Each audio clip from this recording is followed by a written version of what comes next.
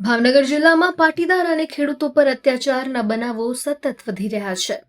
ચમારડી ગામની ઘટના બાદ હવે વલભીપુર તાલુકાના ધોળા ગામે આકસ્મિક કહી શકાય તેવી ઘટના ઘટી છે। અસામાજિક તત્વોએ 68 વર્ષના વૃદ્ધ ખેડૂત બાબુભાઈ નાવડિયાના ખેતરમાં જાણી જોઈને ઢોર ઘુસાડ્યા હતા, જેના કારણે 10 વીઘામાં ઉભેલા પાકને ભારે નુકસાન આવી પહોંચ્યું છે। આશરે 3.5 લાખ રૂપિયાનું આર્થિક નુકસાન સહન કરનાર વૃદ્ધ ખેડૂતે ભારે વેદના સાથે કહ્યું કે આના કરતા તો આતંકવાદી સારા, મને હવે ગોળી મારી દો અથવા મારી લાશ કરી નાખો, હું થાકી ગયો છું। આ ઘટનાની જાણ થતાં જ પાટીદાર આગેવાન વિજય માંગુકિયા સહિતના અગ્રણીઓ ધોળા ગામે દોડી આવ્યા હતા અને ન્યાયની માંગ કરી હતી। વિજય માંગુકિયાએ જણાવ્યું, આ મામલે વાત કરી ત્યારે તેમણે કહ્યું કે સમાજની સમરસતા જાળવવા માટે આવા લુખ્ખા તત્વો સામે કાયદાકીય કડક કાર્યવાહી થવી ખૂબ જ જરૂરી છે।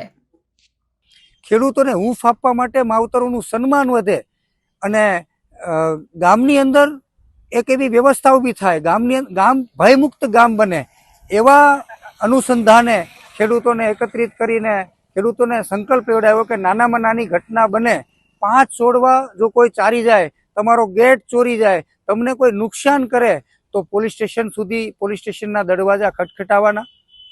જો તમે આવું નહીં કરો તો આ મોટા મગરમચ્છ થઈ અને મોટી મુશ્કેલીઓ ગામડાની અંદર ઊભી કરશે અને ગામડાઓને જીવંત કરવાનો જે અમારો પ્રયાસ છે એના અનુસંધાને અત્યારે પ્રાકૃતિક ખેતી કરવા માટે ખેડૂતો કટિબદ્ધ થયા છે।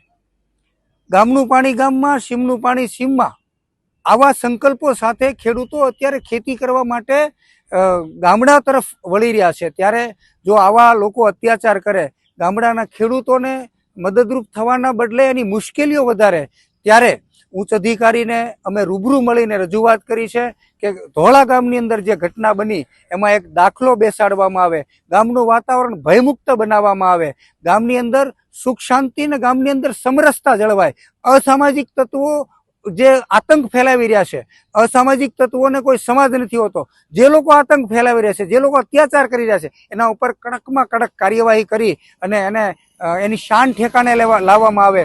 આ બહાદુરી દેખાડતા બબૂચકોને એની શાન ઠેકાણે લાવવામાં આવે, એના માટે અમે ઉચ્ચ અધિકારીને રૂબરૂ મળીને રજૂઆત કરી।